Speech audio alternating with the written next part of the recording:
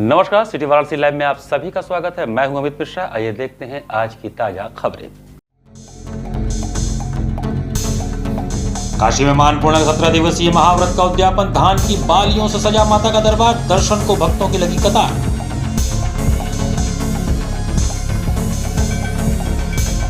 अधिवक्ताओं ने मनाया संविधान दिवस, संविधान की प्रस्तावना की दी गई शपथ।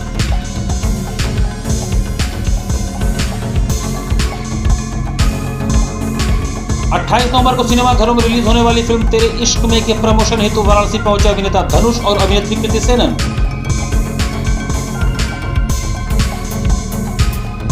और स्वामी हर्षवर्धन पब्लिक स्कूल गढ़वा घाट का वार्षिक खेलकूद समारोह संपन्न। और अब समाचार विस्तार से। शास्त्री घाट पर उत्तर प्रदेश किसान सभा द्वारा अपने मुद्दों के समर्थन में जोरदार धरना प्रदर्शन किया गया। उत्तर प्रदेश किसान सभा द्वारा शास्त्री घाट पर जोरदार प्रदर्शन किया गया। प्रदेश भर के किसान अपने मुद्दों को मजबूती से उठाने और उनके समाधान की मांग को लेकर एकजुट हुए। किसान नेताओं ने कहा कि देश भर के किसान अब संगठित और संजीदगी के साथ अपनी समस्याओं को उजागर कर रहे हैं। इसी क्रम में 26 नवंबर को भी किसानों ने प्रतिवाद दिवस मनाते हुए अपना ज्ञापन प्रशासन को सौंपा। आज फिर उसी आशा और विश्वास के साथ किसान सभा ने अपना प्रतिवाद एवं मांग पत्र सौंपा। सभा के पदाधिकारियों ने बताया कि किसान प्रदेश की दो प्रमुख उत्पादक शक्तियों कृषि और ग्रामीण श्रम के पक्ष में ठोस कदम उठाने की मांग कर रहे हैं। किसानों ने 26 नवंबर को प्रतिवाद दिवस के रूप में चुनने का कारण भी बताया। उनका कहना है कि इसी दिन वर्ष 2020 में ऐतिहासिक किसान आंदोलन की शुरुआत हुई थी। देश के किसानों के ऊपर संकट पैदा कर दिया है और देश का जो मजदूर है, अब तक 29 मजदूरों के कानून रहे हैं, उसे तोड़ करके मालिक परस्त कुल 4 श्रम संहिता में समेट दिया गया है। तो देश का मजदूर और मजदूर संगठन आज इन 4 श्रम संहिता के खिलाफ खड़ा है कि इसे खत्म किया जाना चाहिए और जो 26 श्रम कानून रहे हैं उसे बहाल किया जाए। इसी को लेकर के आज पूरे देश में आंदोलन है। संविधान दिवस के अवसर पर बुधवार को सेंट्रल बार एसोसिएशन स्थित बाबा साहेब अम्बेडकर जी की प्रतिमा पर अधिवक्ताओं ने माल्यार्पण कर उन्हें श्रद्धांजलि अर्पित किया। बुधवार को संविधान दिवस के अवसर पर कचहरी परिसर के अंदर सेंट्रल बार एसोसिएशन स्थित बाबा साहेब अम्बेडकर की प्रतिमा पर माल्यार्पण और श्रद्धांजलि अर्पित करते हुए अधिवक्ताओं द्वारा संविधान दिवस मनाया गया एवं संविधान की प्रस्तावना की शपथ ली गई कि न्याय, स्वतंत्रता, समता एवं राष्ट्र की एकता और अखंडता को सुनिश्चित रखेंगे। इसकी भी शपथ ली गई और इस अवसर पर doctor Rahul Raj advocate, Pramod Maurya advocate, विकास चौहान एडवोकेट, पंकज कन्नौजिया एडवोकेट, हर्ष सोनकर एडवोकेट, मुकेश गिरी एडवोकेट, राजेश यादव एडवोकेट, रामसेवक प्रसाद advocate, Surya Prakash advocate, Vijendra Gupta advocate सहित तमाम अधिवक्तागण उपस्थित रहे। संविधान दिवस का अवसर है और तमाम अधिवक्तागण सेंट्रल बार स्थित बाबा साहब अम्बेडकर की प्रतिमा पर माल्यार्पण करके आज हम लोग संविधान दिवस मना रहे हैं। और जो बात संविधान में कही गई है, जो समता, समानता, बंधुता और एकता और अखंडता और गणराज्य बनाने की बात की गई है, उसी बात को लेकर आज सारे लोग यहाँ पर उपस्थित हैं और हम लोग आज संविधान के प्रस्तावना की शपथ लिए हैं कि संविधान के बताए हुए रास्ते पर हम लोग चलेंगे और दृढ़ संकल्पित होंगे कि यह देश मात्र संविधान से चलता है। वो संविधान से चलता है जिस संविधान में प्रत्येक जाति, प्रत्येक धर्म, प्रत्येक समुदाय, प्रत्येक लिंग और प्रत्येक लोगों को एक समान, एक माला में पिरोए हुए संविधान जो है वो एक समान रूप से जीवन जीने का अधिकार देता है। तो आज सारे लोग हम लोग यहाँ पर उपस्थित हैं और संविधान की शपथ लेते हुए हम लोग आज संविधान दिवस मना रहे हैं और इसकी रक्षा का भी हम लोग आज संकल्प लेते हैं कि हम संविधान की रक्षा करेंगे। इस अवसर पर बनारस में कफ सिरप के अवैध रैकेट पर उत्तर प्रदेश कांग्रेस कमेटी के प्रदेश अध्यक्ष अजय राय ने प्रेस वार्ता कर केंद्र व प्रदेश सरकार को आड़े हाथों लिया। उत्तर प्रदेश कांग्रेस कमेटी के प्रदेश अध्यक्ष अजय राय ने बुधवार को अपने आवासीय कार्यालय में आयोजित पत्रकार वार्ता में केंद्र व प्रदेश सरकार और प्रशासन पर गंभीर आरोप लगाए। उन्होंने कहा कि कफ सिरप के अवैध रैकेट ने न सिर्फ बनारस बल्कि आसपास के जिलों में लोगों के जीवन को गंभीर जोखिम में डाल दिया है, जबकि सरकार और संबंधित अधिकारी इस पूरे मामले में पूरी तरह लापरवाह और संलिप्त दिखाई दे रहे हैं। अजय राय ने कहा कि आवश्यक औषधि माने जाने वाले कफ सिरप का अवैध कारोबार बनारस में खुलेआम फल फूल रहा है। उन्होंने दावा किया कि इस रैकेट का नेटवर्क कई राज्यों से होते हुए विदेशों तक फैला हुआ है। प्रधानमंत्री के संसदीय क्षेत्र में इस तरह के अवैध नेटवर्क का पनपना बताता है कि प्रशासनिक मशीनरी पूरी तरह विफल हो चुकी है। कांग्रेस प्रदेश अध्यक्ष ने कफ सिरप सप्लाई से जुड़े दस्तावेजों में बड़े पैमाने पर गड़बड़ियों का आरोप लगाया। उन्होंने उदाहरण देते हुए बताया कि 15 तारीख के दस्तावेज में भोला प्रसाद का नाम और पूरा पता दर्ज है। 19 तारीख के रिकॉर्ड में शुभम जायसवाल का नाम तो है, लेकिन न पिता का नाम दर्ज है न पता उल्लिखित है। उन्होंने यह भी बताया कि कई बार सप्लाई दस्तावेजों में अलग अलग तिथियों पर चंदौली, मुगलसराय, रांची, झारखंड जैसे भिन्न भिन्न पते दर्ज किए गए हैं। उनका कहना था कि यह स्पष्ट संकेत है कि ड्रग लाइसेंस प्राधिकरण के अधिकारियों की मिलीभगत से यह पूरा खेल चल रहा है। ये कफ सिर्फ लगातार चल रहा है प्रकरण, और ये बनारस प्रधानमंत्री का संसदीय क्षेत्र है और पूरी तरीके से यहाँ पर ये जहर का सामान बेचा जा रहा है। यहाँ के सांसद देश के प्रधानमंत्री नरेंद्र मोदी जी हैं और तमाम तरीके के एफआईआर हुए, पर एफआईआर में अलग अलग नाम, कहीं पर शुभम जायसवाल का नाम आता है तो उनके पिताजी का नाम नहीं आता। शुभम जायसवाल का आता है, पता लिखा जाता है, 15 तारीख वाले में एड्रेस भी लिखा जाता है, पिता का नाम भी लिखा जाता है। 19 तारीख को जो एफआईआर होती है उसमें शुभम जायसवाल का नाम आता है, पिता का नाम अज्ञात, एड्रेस अज्ञात। भोला जायसवाल जो शुभम के पिता हैं उनका नाम आता है 15 तारीख में, उसमें उनका एड्रेस झारखंड का लिखा जाता है। 19 तारीख को उनके ऊपर एफआईआर होती है मुगलसराय दीनदयाल नगर में, उसमें उनके एड्रेस को चंदौली दर्शाया जाता है। तो ये पूरी तरीके से मैं समझता हूं कि सरकार के द्वारा पूरी कूट रचित किया जा रहा है, लोगों को बचाया जा रहा है। और इसका जो मेन मास्टरमाइंड है वो नरेश मोहन, जो ड्रग लाइसेंस का अथॉरिटी करने वाला था, वो पूरे इस कफ सिरप जितने जो रैकेट है उसका मास्टरमाइंड सबसे प्रमुख आदमी है, जिसने इस पूरे रैकेट को संचालन किया, जो यहाँ का हेड था, और वो ट्रांसफर करा के बाहर चला गया। उसको तत्काल बर्खास्त किया जाए, पूरी सारी संपत्ति की जांच कराई जाए और पूरी तरीके से इसके ऊपर कार्रवाई की जाए। फिल्म तेरे इश्क में के प्रमोशन के लिए अभिनेत्री कृति सेनन और अभिनेता धनुष वाराणसी पहुंचे। यहां प्रेस वार्ता कर उन्होंने फिल्म के बारे में जानकारी दी।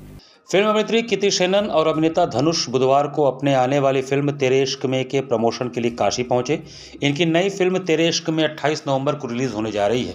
यह फिल्म हिंदी, तमिल और तेलुगु भाषाओं में जारी की जा रही है।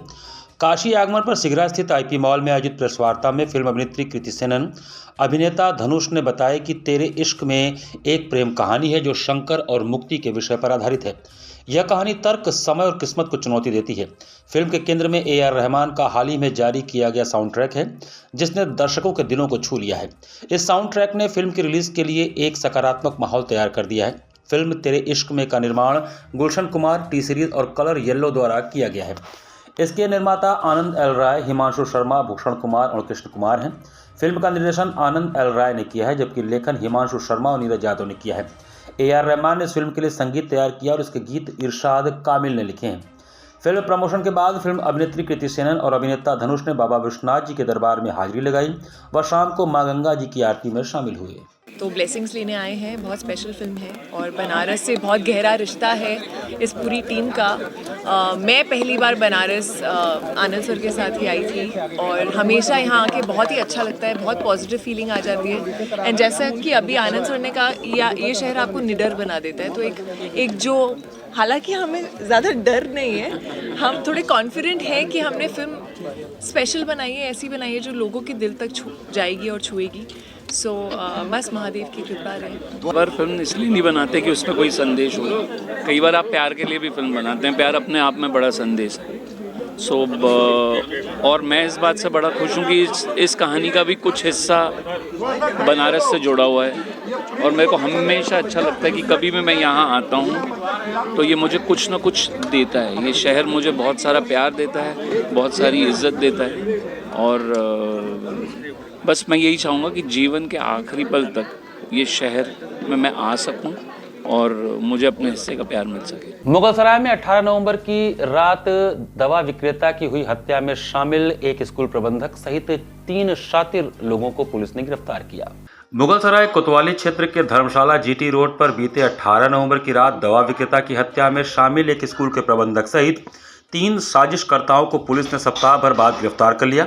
वहीं षड्यंत्र करने वाले अन्य आरोपियों की गिरफ्तारी एवं शूटर को पकड़ने के लिए पुलिस टीम लगातार दबिश दे रही है। शीघ्र ही उन आरोपियों को भी गिरफ्तार कर लिया जाएगा। इस मामले का खुलासा मंगलवार को पुलिस लाइन सभागार में SP आदित्य लहंगे ने किया। एसपी ने बताया कि बीते 18 नवंबर की रात करीब 10 बजे मुगलसराय थाना क्षेत्र के धर्मशाला रोड पर स्थित मेडिकल स्टोर को बंद कर रोहिताश पाल उर्फ रोमी पाल घर जाने की तैयारी कर रहा था।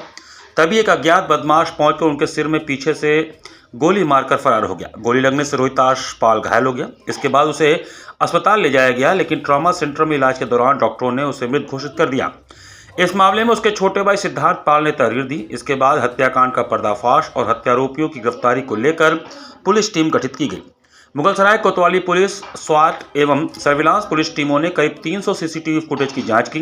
पुलिस टीम को मिले साक्ष्यों और सीसीटीवी फुटेज के आधार पर मंगलवार को हत्या में शामिल मुगलसराय थाने के लाट नंबर 2 निवासी एवं उच्चतर माध्यमिक विद्यालय मोदीनगर के प्रबंधक ओम प्रकाश जायसवाल, गल्ला मंडी निवासी मनोज कुमार जायसवाल और वाराणसी कैंट थाने के नदेसर जजीत बाजार निवासी भानु जायसवाल को गिरफ्तार कर लिया गया। षड्यंत्र में अन्य व्यक्तियों की भी गिरफ्तारी की जाएगी। वहीं शूटर को दबोचने के लिए पुलिस की टीम 9 टीमें लगाई गई हैं। पुलिस संबंधित ठिकानों पर लगातार दबिश दे रही है। विवेचना अभी प्रचलित है। अभी तक की जो विवेचना हुई है उसमें ये जानकारी आई है कि 3 जो व्यक्ति हैं जिनका नाम मनोज जायसवाल, ओम प्रकाश जायसवाल और भानु जायसवाल, इन तीनों व्यक्तियों द्वारा एक कन्हैया टॉकीज़ की जो प्रॉपर्टी है इस पे लगातार जो मृतक है उस पर दबाव बनाया जा रहा था। कुछ थ्रेट्स भी उसको आए थे। इसमें हम लोगों के पास पर्याप्त साक्ष्य जिसमें बयान, डॉक्यूमेंट्री एविडेंस एवं साथ ही साथ इलेक्ट्रॉनिक सर्विलांस, इसके आधार पर अभी तक की विवेचना में इनका रोल सामने आया है और इनके द्वारा प्लानिंग करवा के इस घटना को करवाया गया है। इस विवेचना में जो और षड्यंत्रकारी हैं उन लोगों का भी खुलासा किया जाएगा। विवेचना भी प्रचलित है। साथ ही साथ इसमें जो शूटर्स हैं उनके लिए हमारी टीम लगातार लगी है। उनकी भी जल्द गिरफ्तारी और कार्रवाई की जाएगी। बुधवार को स्वामी हर्षवर्धन पब्लिक स्कूल गढ़वा घाट में वार्षिक खेलकूद समारोह का समापन हुआ। स्वामी हर्षवर्धन पब्लिक स्कूल गढ़वा घाट, रमना, वाराणसी में बुधवार को वार्षिक खेलकूद समारोह संपन्न हुआ। कार्यक्रम का शुभारंभ विद्यालय के प्रबंधक सचिव बाबा प्रकाश दयानंद द्वारा स्वामी हर्षवर्धन महाराज के चित्र पर माल्यार्पण व दीप प्रज्वलन करके किया गया। ज्ञातव्य हो कि अंतर सदनीय वार्षिक खेलकूद प्रतियोगिताएं विगत कई दिनों से संचालित थी, जिसका आज औपचारिक समापन समारोह बड़े ही उत्साह एवं उमंग के साथ संपन्न हुआ। अपने संबोधन में बाबा प्रकाश दयानंद जी ने कहा कि केवल तकनीकी ज्ञान से विकास का पर्याय नहीं है, खेल भी आवश्यक अंग है। खेल विद्यार्थियों के मानसिक, शारीरिक एवं बौद्धिक विकास के लिए महत्वपूर्ण भूमिका निभाते हैं। खेलकूद के बिना मानव विकास अधूरा है। समारोह में छात्रा व अभिभावकों की उत्साहपूर्ण उपस्थिति रही। वार्षिक खेलकूद के अंतिम परिणाम इस प्रकार रहे। रमन हाउस प्रथम स्थान 361 अंक के साथ, दयानंद हाउस 359 अंकों के साथ द्वितीय स्थान, दयानिधि हाउस 328 अंकों के साथ तृतीय स्थान, विवेकानंद हाउस 194 अंकों के साथ चतुर्थ स्थान। विजयी प्रतिभागियों को प्रबंधक द्वारा शील्ड, मेडल एवं प्रमाण पत्र प्रदान कर सम्मानित किया गया। कार्यक्रम में सांस्कृतिक प्रस्तुतियां, कुलगीत, kids dance, gymnastic, kids dance, PT dance, Rajasthani, Khelo India आदि ने दर्शकों को मंत्रमुग्ध कर दिया। विद्यालय के प्रधानाचार्य चंद्रशेखर सिंह ने स्वागत भाषण एवं परिचयात्मक उद्बोधन दिया। संचालन छात्र वरुण तथा छात्रा रागिनी ने किया। समारोह में वनपुरवा शाखा के प्रधानाचार्य डॉक्टर ए.के. चौबे, जगतगंज शाखा के प्रधानाचार्य रचना अग्रवाल, घोरावल शाखा के प्रधानाचार्य नीरज श्रीवास्तव, चुर्क शाखा के प्रधानाचार्य डॉक्टर एस.के. चौबे, साथ ही सुनील तिवारी, अतीन्द्र कुमार सिंह, खेल प्रभारी दिनेश कुमार, रमेश पाठक, मनोहर लाल, आशा यादव, नजमा अंसारी, योगेश राय एवं अन्य शिक्षक कर्मचारी उपस्थित रहे। स्वामी हर्षेवानंद पब्लिक स्कूल गढ़वा घाट में आज 7 दिवसीय वार्षिक खेलकूद प्रतियोगिता का समापन समारोह आयोजित किया जा रहा है। सांस्कृतिक कार्यक्रम के साथ साथ खेल भावना से युक्त यह कार्यक्रम प्रशंसनीय है। मैं सभी खिलाड़ियों, प्रतिभागियों को बधाई देते हुए उनके उज्जवल भविष्य की कामना करता हूं। बुधवार को मां अन्नपूर्णा के 17 दिवसीय महाव्रत का उद्यापन हुआ। मां अन्नपूर्णा के 17 दिवसीय महाव्रत का बुधवार को उद्यापन हुआ। इस पावन अवसर पर पूर्वांचल के विभिन्न जिलों से आए किसानों ने अपनी नई फसल की पहली धान की बालियां मां के चरणों में अर्पित की। इन्हीं बालियों से काशी स्थित मां अन्नपूर्णा के प्रसिद्ध मंदिर का भव्य श्रृंगार किया गया। इस दौरान माता के दर्शन के लिए भक्तों की भीड़ लगी रही। परंपरा के अनुसार किसान वर्ष की पहली धान की उपज देवी को समर्पित कर समृद्धि और सुख शांति की कामना करते हैं। उद्यापन के दिन मंदिर परिसर को विशेष रूप से सजाया गया। कई कुंतल धान की बालियों से पूरा मंदिर प्रांगण और मां का दरबार अलंकृत किया गया। अन्य विग्रहों का भी पारंपरिक रीति से श्रृंगार किया गया, जिससे मंदिर का वातावरण दिव्यता और आध्यात्म से भर उठा। हजारों श्रद्धालु इस अलौकिक दृश्य को देखने के लिए मंदिर पहुंचे।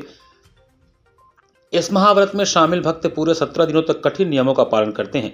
भक्त 17 गांठ और 17 धागे धारण करते हैं और पूरे व्रत काल में केवल एक समय बिना नमक का फलाहार ग्रहण करते हैं। व्रत के दौरान निरंतर मान पूर्णा की आराधना की जाती है और उद्यापन के दिन विशेष पूजा आरती और भोग अर्पित किया जाता है। महंत शंकरपुरी ने बताया कि यह प्राचीन परंपरा काशी में वर्षों से चली आ रही है। उनका कहना है कि इस व्रत के फलस्वरूप न केवल अन्न धन की वृद्धि होती है बल्कि भक्तों की सभी मनोकामनाएं भी पूर्ण होती हैं। किसानों द्वारा पहली फसल अर्पित करने की परंपरा कृषि संस्कृति और आस्था का अनूठा संगम है जो काशी की आध्यात्मिक विरासत को मजबूत करती है। काशी का अति प्राचीन अन्नपूर्णा मंदिर, आज चंपा छठ है। 17 दिन का व्रत समापन हो रहा है, जिसमें महिलाएं पुरुष सुबह से लोग आ रहे हैं, उद्यापन की तैयारी करके आए हैं, उद्यापन कर रहे हैं। और आज माता जी का व्रत जो है समापन होगा। यहाँ से लोग कच्चा चावल लेंगे, माता जी का प्रसाद लेंगे और व्रत का समापन करेंगे। फिर अपने घर पे जाएंगे, माता जी की पूजा करेंगे, भंडारा करेंगे। और यहाँ पर आज पूजा अर्चना करने के बाद में कल 27 तारीख को सुबह प्रथम तल से माता जी का प्रसाद धान के रूप में मिलेगा, जिसको घर में ले जाकर रखेंगे तो उनके यहाँ बरकत होती है। फसलों में डालते हैं तो रोग नहीं लगते हैं, कम लगते हैं और पैदावार बढ़ती है। ऐसी यहाँ की मान्यता है। अनेक किसान आएंगे, कल धान की बालियाँ लेके जाएंगे और माता अन्नपूर्णा का आज उद्यापन का कार्यक्रम चल रहा है। फिर घर पे जाके लोग अपने घर पे भंडारा वगैरह करेंगे, माता जी का आशीर्वाद उनको मिले। अयोध्या में श्री राम मंदिर के शिखर पर ध्वजारोहण के अवसर पर जय मां गंगा सेवा समिति द्वारा 80 घाट पर 11,000 दीपों के साथ दीपोत्सव मनाया गया। अयोध्या में श्री राम जन्मभूमि मंदिर के शिखर पर ध्वजारोहण के अवसर पर 80 घाट पर दीपोत्सव का आयोजन किया गया। जय मां गंगा सेवा समिति ने 11,000 दीप जलाए। बीएचयू के विद्यार्थियों ने रंगोली बनाई और राम मंदिर की प्रतिकृति दर्शकों के लिए रखी गई। मुख्य अतिथि डॉक्टर सचिंद्र नाथ महाराज ने 500 वर्षों बाद आए इस अवसर की सराहना की। अयोध्या में श्री राम जन्मभूमि मंदिर के शिखर पर ध्वजारोहण पर 80 घाट पर दीपोत्सव का आयोजन हुआ। इस अवसर पर श्रद्धालुओं के दर्शन के लिए राम मंदिर की प्रतिकृति रखी गई थी। मुख्य अतिथि श्री कुलपीठ के पीठाधीश्वर डॉक्टर सचिंद्र नाथ महाराज ने कहा कि यह अवसर 500 वर्षों बाद आया है। कार्यक्रम की अध्यक्षता तीर्थ पुरोहित बलराम मिश्रा ने किया। इस दौरान छात्राओं आंचल, निहारिका, मुस्कान, श्रुति, प्राची, करुणा, विकास पांडे आदि की मौजूदगी रही। 29 नवंबर को सिंधी समाज के गुरु संत शिरोमणि साईं चांडूराम जी की अस्थि कलश दर्शन यात्रा एवं पुण्य स्मरण सभा का आयोजन किया जाएगा। संत बाबा आसुदाराम सेवा समिति वाराणसी द्वारा लखनऊ स्थित शिव शांति संत बाबा आसुदाराम साहिब आश्रम के पीठाधीश्वर सिंधी समाज के गुरु संत शिरोमणि साईं चांडूराम जी की अस्थि कलश दर्शन यात्रा एवं पुण्य स्मरण सभा का आयोजन 29 नवंबर 2025 को किया जाएगा। इस संदर्भ में आयोजित प्रेस वार्ता में बताया गया कि अमरनगर स्थित संत बाबा आसुदाराम सत्संग स्थल से विधि पूर्वक पूजा अर्चना के बाद अस्थि कलश यात्रा का आरंभ किया जाएगा। शोभा यात्रा अमरनगर सिगरा होते हुए रुद्राक्ष कन्वेंशन सेंटर नगर निगम पहुंचेगी, जहां भक्तों के द्वारा संत के कलश दर्शन कर नमन किया जाएगा एवं श्रद्धांजलि सभा में भाग लिया जाएगा। आयोजित पुण्य स्मरण सभा का उद्देश्य संत श्री के अनंत जन सेवा कार्यों, आध्यात्मिक शिक्षा, संदेश एवं उनके योगदान को जन जन तक पहुंचाना है। रुद्राक्ष में आयोजित पुण्य स्मरण सभा में वाराणसी के सिंधी समाज के प्रबुद्ध वर्ग द्वारा संत श्री के कार्यों एवं सिंधी समाज के उनके योगदान को रेखांकित किया जाएगा। पुण्य स्मरण सभा में भारतवर्ष से लखनऊ, बरेली, दिल्ली, हरिद्वार, रायपुर, बिलासपुर के प्रबुद्ध जनों का आगमन होगा। यात्रा का प्रस्थान वाराणसी से प्रयागराज के लिए 30 नवंबर को होगा, जहां साई मोहन और साई हरीश लाल की उपस्थिति में अस्थि कलश का गंगा में प्रवाहित किया जाएगा। लखनऊ स्थित शिव शांति आश्रम के पीठाधीश्वर संत श्री चांडूराम जी 15 अक्टूबर को ब्रह्मलीन स्थिति को प्राप्त हुए और शिव शांति आश्रम के पूरे भारतवर्ष में 23 शक्तिपीठ और 50 संत बाबा सुदाराम सेवा समिति कार्यरत हैं। तो पूरे भारतवर्ष में संत श्री की अस्थि कलश दर्शन एवं पुण्य स्मरण सभा का आयोजन किया जा रहा है। इसके तहत 6 राज्यों और 30 स्थानों का चयन किया गया है। अस्थि कलश दर्शन यात्रा व पुण्य स्मरण सभा का आयोजन वाराणसी में 29 नवंबर को किया गया है।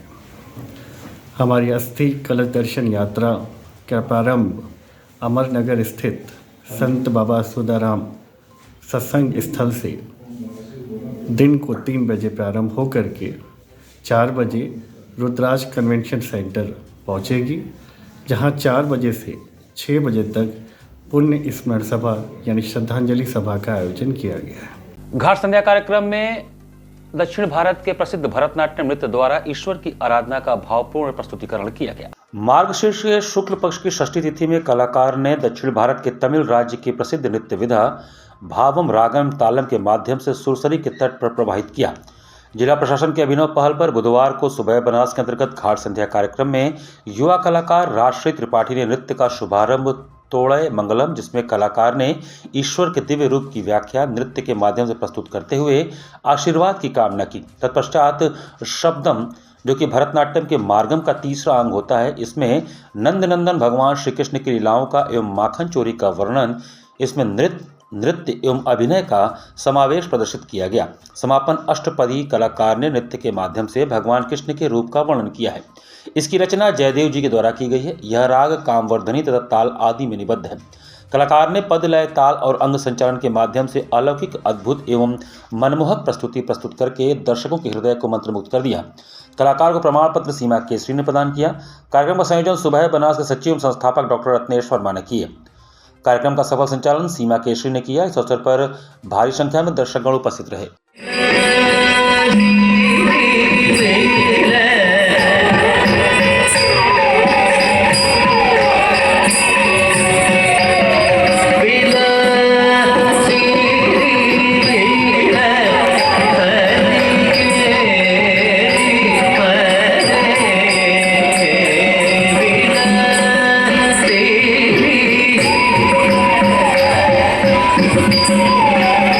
नवोघाट पर आयोजित सांस्कृतिक संध्या में उत्तर प्रदेश के लोक नृत्य चारकुला का सुंदर प्रस्तुतिकरण किया गया। बुधवार को जिला प्रशासन वाराणसी, मंडलायुक्त एस.आर. लिंगम एवं जिलाधिकारी सत्येंद्र कुमार के पहल पर आयोजित होने वाले सांस्कृतिक संध्या कार्यक्रम में वाराणसी के वंदना समूह नृत्य द्वारा उत्तर प्रदेश का लोक नृत्य चारकुला प्रस्तुत किया गया। इस नृत्य को प्रस्तुत करने वाली छात्राओं में केसर रूपेजा, अनुष्का कास्तगिरी, अनुष्का गुप्ता, अर्पित अग्रहरी, मुस्कान सिंह तथा आशीष सिंह रहे। इस नृत्य के पश्चात उन्होंने डेढ़िया नृत्य प्रस्तुत किया। यह नृत्य प्रयागराज में शरद पूर्णिमा पर विशेष रूप से किया जाता है। इस नृत्य के पश्चात कजरी पर नृत्य करके वहां बैठे श्रोताओं से खूब तालियां बजवाईं और वाहवाही लूटी। इस नृत्य का निर्देशन मिस वंदना ने किया था। कार्यक्रम का संचालन और धन्यवाद ज्ञापन अनूप मिश्रा ने किया। कार्यक्रम संयोजक अंशुमान महाराज रहे। इसी के साथ सिटी वाराणसी लाइव का यह संस्करण हमें समाप्त करते हैं। मुझे दीजिए आज्ञा। नमस्कार।